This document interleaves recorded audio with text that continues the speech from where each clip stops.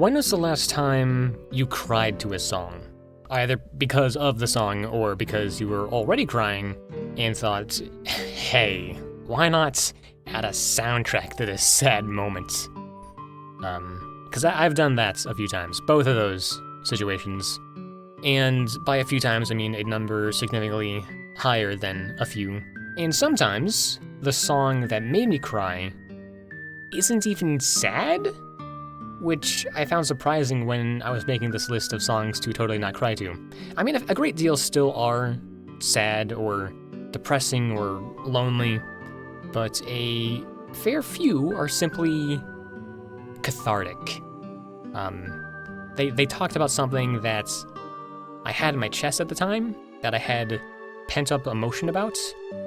For example, Dans mes rêves, pardon my French, by singer, songwriter, if I ever go to France, I'm going to see one of her concerts, Pomme. The title of the song translates to In My Dreams. And this song makes me giddy beyond belief, and I cried to it. It's probably not my number one favorite from the album, and for most of the songs on this list, they aren't necessarily my number one favorite from their respective album, but the story that Dans mes rêves tells about Pomme following her dreams to become a musical artist is communicated in such an intimate and heartfelt way, and the sound of this song is just beautiful. Like, this album, there are 4 songs on this album that I would give a 10 out of 10 to because of their emotional weight and their absolutely pristine musical composition. Like this one, Jardin, La Rivière, When I See You, which is just so... I was about to scream. In my closet. I'm recording this in my closet. Don't tell anyone, that'd be embarrassing for me. I first listened to this album while lying in bed, and those 40-ish minutes will go down as some of the most memorable moments of my life. Like, I had to include those other 3 songs as honorable mentions, and there will be plenty of other honorable mentions from other artists. So technically speaking, this isn't strictly a top 10, but I wanted to highlight Dans mes rêves in particular because of how hopeful it is. And now it's time for me to cheat. I know I already cheated with it being more like top 10 artists to cry to instead of top 10 songs, but that wouldn't have been as catchy of a title. I'm going to include a track from a video game OST because screw you, I can do that if I want to, and it's Duet from Omori. This track guts me. I know, it's not even a song, there's no singing, it's an instrumental, but if other people can mislabel pieces as songs, then so can I. And what better song, haha, get it, funny, to do it to than one of the most depressing things I have ever heard in my life. For those of you that have not played Omori, and do not know the context, please play Omori. I'm not going to spoil the context for you, and you shouldn't spoil it for yourself either. Just play the game, and know that this track makes me think of my siblings and how much I love them, and know that even though I bought the game soundtrack, like actually bought with money, not just streaming on Spoofy or whatever, I usually still skip duets when I get to that spot in the track list, because most of the time, I cannot take it. Honorable mentions I like to bring up for video game soundtracks include Undertale, the title track because ow, my heart, and Turn Back from The Beginner's Guide because that one actually has lyrics. And it also just caps off the story of that game so well. And one honorable mention for instrumentals in general, not just video game soundtracks, is Everywhere at the End of Time, because I did not realize how depressing a piece could become once you add a short description as a premise.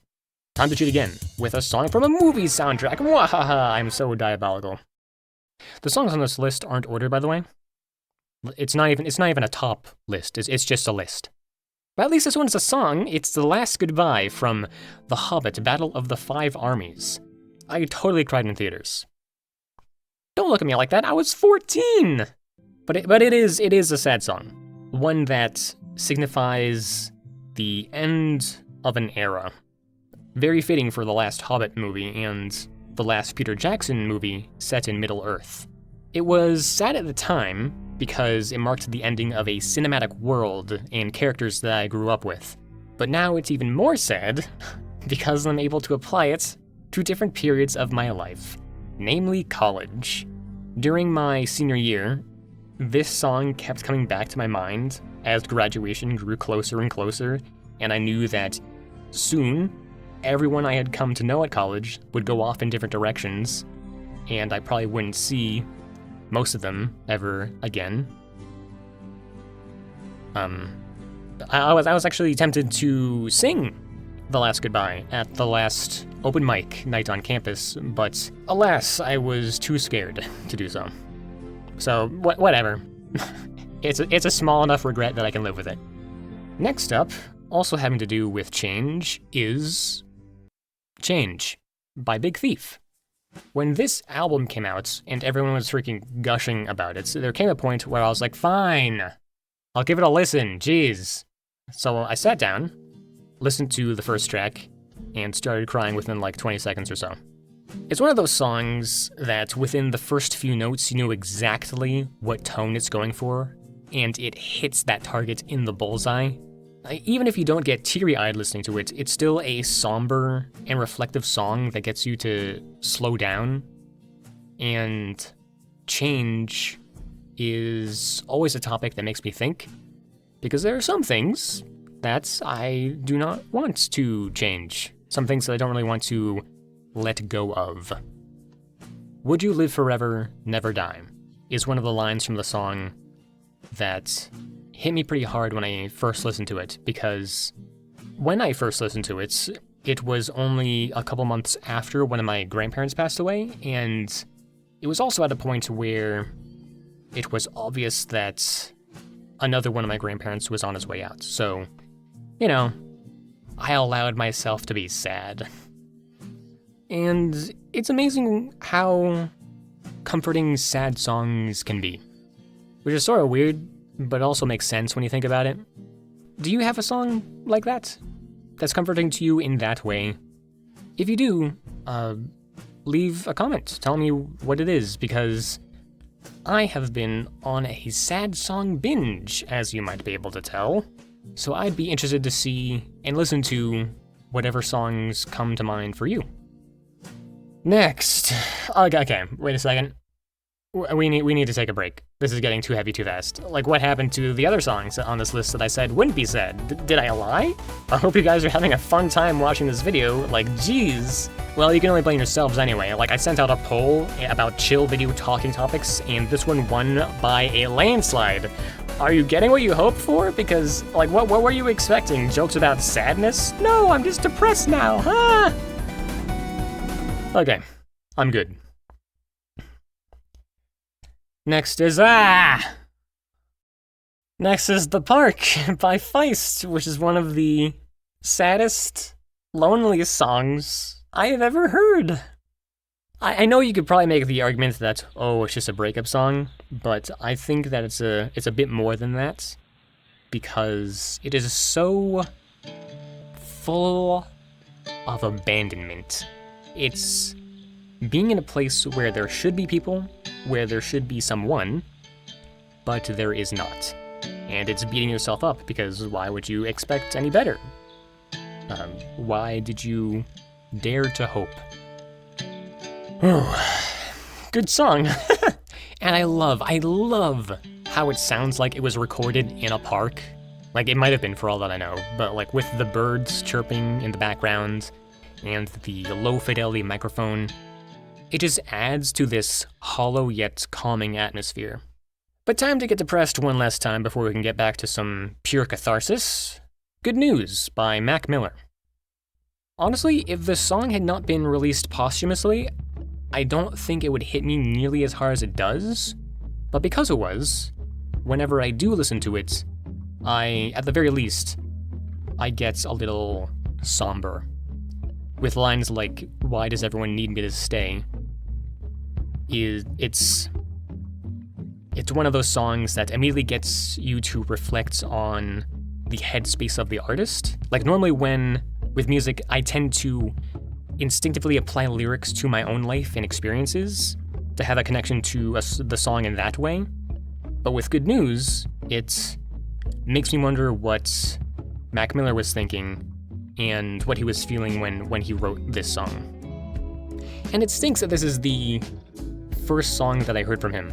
Like, I only discovered him after he was gone, and that sort of adds to the melancholy a bit for me.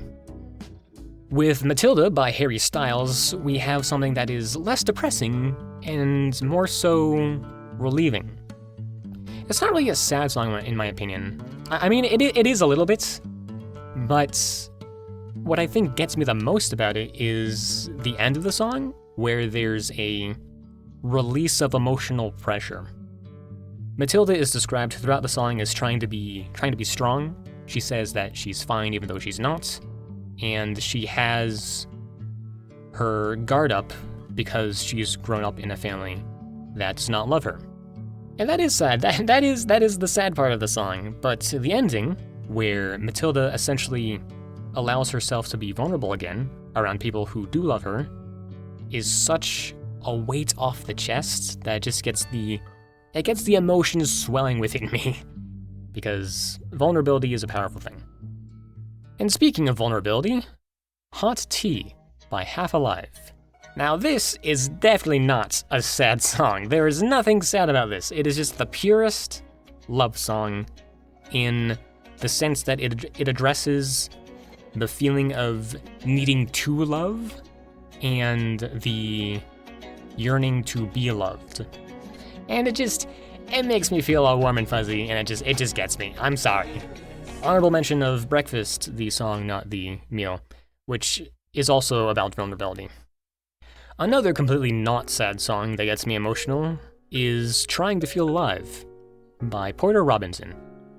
What a freaking positive song, like with just such a heavenly sound. It's sort of a journey before destination kind of song about just trying to feel alive. Achieving something is great, making it to the top of the mountain is great, but the process itself of getting there is enjoyable. And you want to feel that achievement of getting to the top of the mountain again and again, which is why you keep moving forward. And finally, since everyone knows that I cannot legally speak about music without mentioning 21 Pilots, Leave the City. Also not really a sad song per se, although it does have its downcast moments. Leave the City is a very encouraging song, in my opinion, about how one day you will leave the city, leave the place of your struggles, and how you are not alone when you do so. Et voilà, c'est fini. There are still plenty of songs that could have gone in this list, plenty of more honorable mentions, but I was already pushing the limits of how many songs I should mention in a top 10 list that is no longer top and no longer 10. And screw it, I'm gonna do it one more time because Pretty Year by the Technicolors is underrated as heck. Editor me freaking put the numbered song that this is that I've mentioned in this video. Underrated band, underrated album, go listen to it, support them. This track would have officially gone in the list because it's one of those songs that just, you know, one of those.